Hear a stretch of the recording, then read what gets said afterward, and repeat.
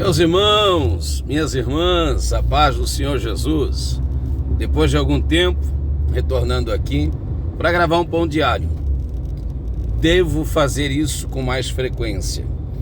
Eu, na verdade, deixei de fazer por algum tempo, não por um outro motivo, senão por um motivo muito simplório, que é o fato de que muitas pessoas estão fazendo uso, da internet, fazendo uso das redes sociais, a fim de transmitirem seus cultos, enfim, muito ocasionado, ou resultante da pandemia.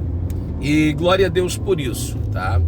Existe uma dádiva na dor, e eu penso que esta é uma destas. Eu acredito que essa é uma das contribuições que a pandemia acabará deixando-nos, talvez um dos legados. Lembra lá quando o filisteu, o Golias, enfrentou Davi, ou pelo menos desafiou Davi para depois enfrentar? Na verdade, ele não desafiou Davi, Davi o desafiou. Mas enfim, lembra que ele mudou a estratégia de guerra. Havia uma estratégia, uma estratégia de militar que seria uma estratégia coletiva. Então ele vem com uma proposta diferente e lógica. Aliás, Golias tem algumas virtudes que faltam em alguns de nós outros, mas esse não é o assunto aqui. Mas observe, até mesmo Golias, nesse sentido, ele é uma espécie de Cristo. Você vai dizer, pastor, isso é heresia. Não é heresia não, observe bem.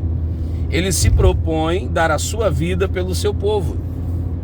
Até mesmo Golias, nesse sentido, é um apontamento para o Cristo. Mas isso é uma outra história. Mas o Golias propõe algo. Para que matar tanta gente? Para que tanta matança? Então eu estou me dispondo a morrer pelo meu povo. Porém, infelizmente, em Israel não havia alguém hábil para isso. Em Israel não havia alguém capacitado para tal. Então eu creio que isso foi uma mudança, foi uma tendência do mercado. Falando agora do mercado das milícias, das guerrilhas. Então, houve uma contribuição de certo modo. E eu acredito que o mesmo está acontecendo resultantemente da pandemia. Tudo isso para dizer a vocês, como justificativa do porquê eu não estou gravando tanto. Talvez seja por causa disso.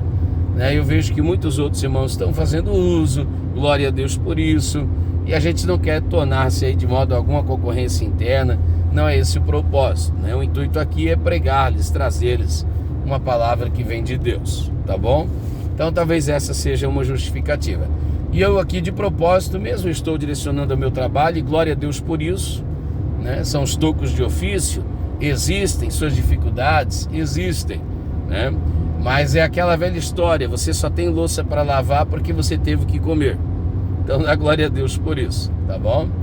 Seu carro só está na oficina porque você não está andando a pé, porque você tem um carro.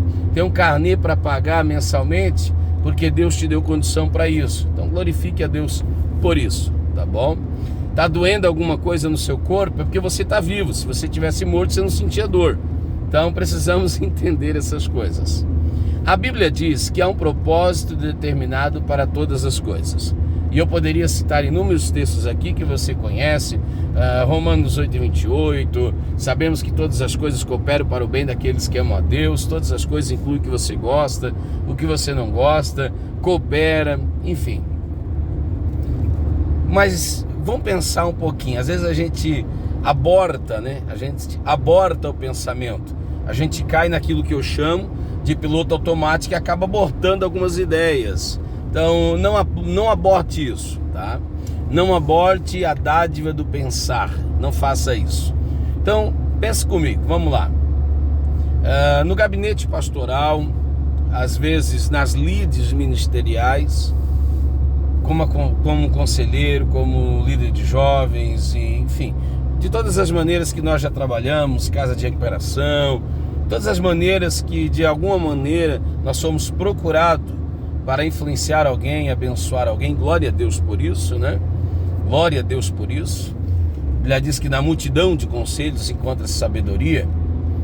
Eu já ouvi, gabinetalmente falando, muitas histórias, Histórias de filhos que foram violentados sem que seus pais tivessem conhecimento, história de maridos e esposas traídos e tantas outras histórias decepcionantes, histórias amargurantes, história de pessoas que investiram, história de pessoas que pegaram um andarilho, colocaram dentro de casa e de uma maneira inimaginável, história de mulheres que receberam dentro de casa amigas, né?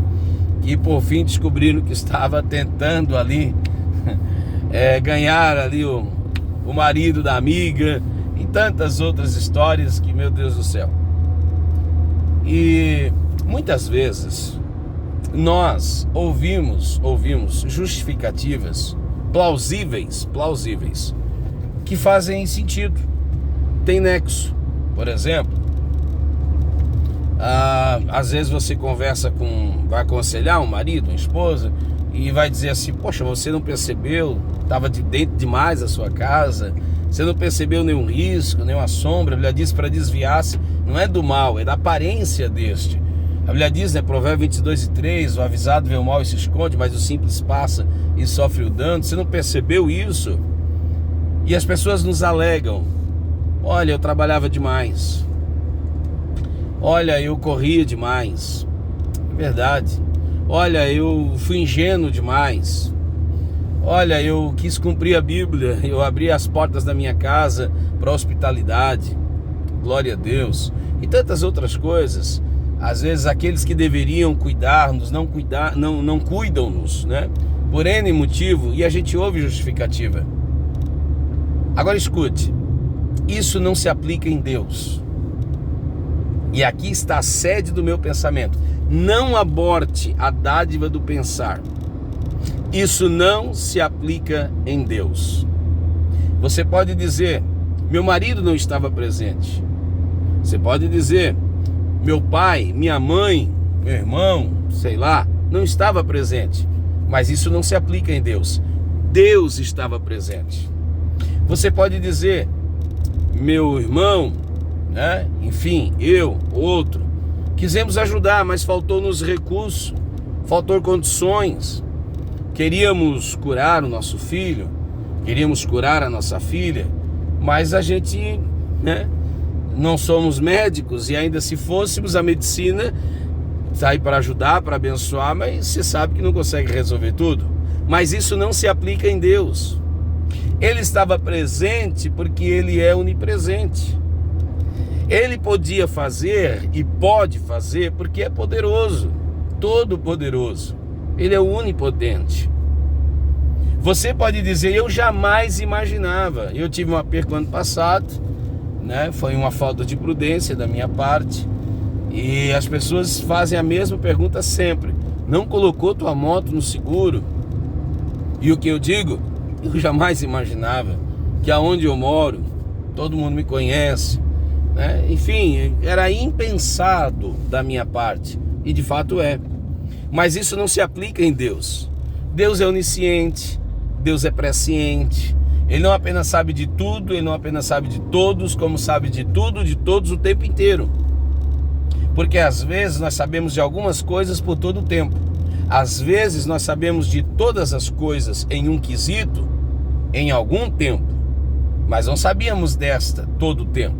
Fomos descobrindo, foi desenrolando-se. Agora, isso tudo não se aplica em Deus. Deus sabe de tudo, Deus sabe de todos e sabe de tudo e de todos a todo tempo. Então, se essa justificativa não cabe em Deus, se Deus permitiu sabendo, se Deus permitiu podendo, se Deus permitiu presenciando, por que é que um Deus que presencia, porque é presente? Por que é que um Deus que sabe, porque é sábio? Por que é que um Deus que pode, porque é poderoso, não fez? Por que é que um Deus que sabe, que pode, que presencia, permite? Sabe por quê?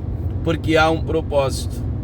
Há um propósito para todas as coisas. Então termino a minha fala, o meu pão diário, dizendo-lhes que se houve permissão é porque há propósito.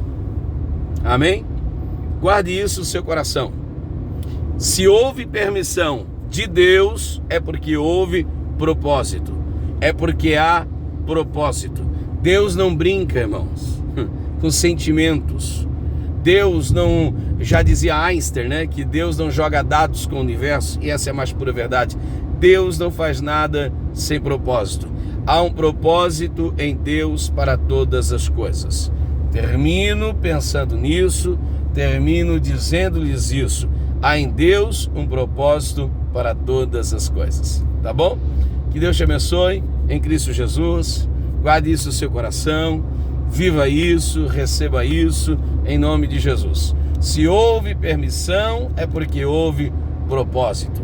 Há coisas em nós que acontecem conosco porque nós erramos, porque nós descuidamos, porque nós falhamos, né? Roubaram minha moto, um exemplo, porque eu descuidei, porque eu falhei, né? Porque houve maldade do outro lado, porque houve propósito satânico do outro lado. Tudo isso é verdade. Houve um mau caratismo do outro lado, talvez houve uma falta da justiça social, enfim, tudo isso é verdade. Alguém aqui errou, alguém lá errou, tudo isso é verdade. Mas Deus, indiferentemente da falta de policiamento, aonde estava Deus? Você está entendendo isso? Indiferentemente do meu cuidado, aonde estava Deus? Salmo 127, se o Senhor não guardar. Você está entendendo isso? Então, eu devo tomar as minhas devidas precauções. Isso não é um álibi, isso não é uma justificativa para os problemas de ação social, os problemas judiciais e outros mais. Não é isso que eu estou fazendo aqui. Porque faltas e falhas sempre houve e sempre haverão. Aonde tem gente, aonde tem homem, aonde tem mulher, tem problemas. Mas Deus, eu poderia falhar, mas Deus é infalível. Eu poderia ter errado, mas Deus é inequívoco. Então aonde estava Deus? Deus estava onde sempre esteve, em todos os lugares. O que fez Deus? Deus fez o que faz, o que sempre fará em todos os tempos, seu propósito, sua vontade. Este é Deus. Então posso concluir que, a despeito da minha falta, a despeito da falta de caratismo de quem me lesou, eu tenho certeza de uma coisa: há um propósito. Por quê? Porque houve uma permissiva. Então nós temos duas vontades, diretiva e permissiva. Deus tem essas vontades. Ou Ele quis ou permitiu que acontecesse. De uma coisa eu sei, nada foge do seu controle. De uma coisa eu sei, se houve permissão, é porque há um propósito. Se houve permissão, é porque há um propósito. Eu sei que o vídeo não ficou aquilo tudo, eu sei que o áudio não é o melhor, a visibilidade também não é o propósito deste, mas o propósito deste, permitindo o bom Deus, e se eu estou falando com vocês, é por uma permissiva divina, e se há uma permissiva divina para que eu lhes fale, é porque há um propósito da minha fala. Então receba isso em teu coração. Se teve permissão, é porque tem propósito, tá bom? Deus te abençoe em Cristo Jesus. Amém.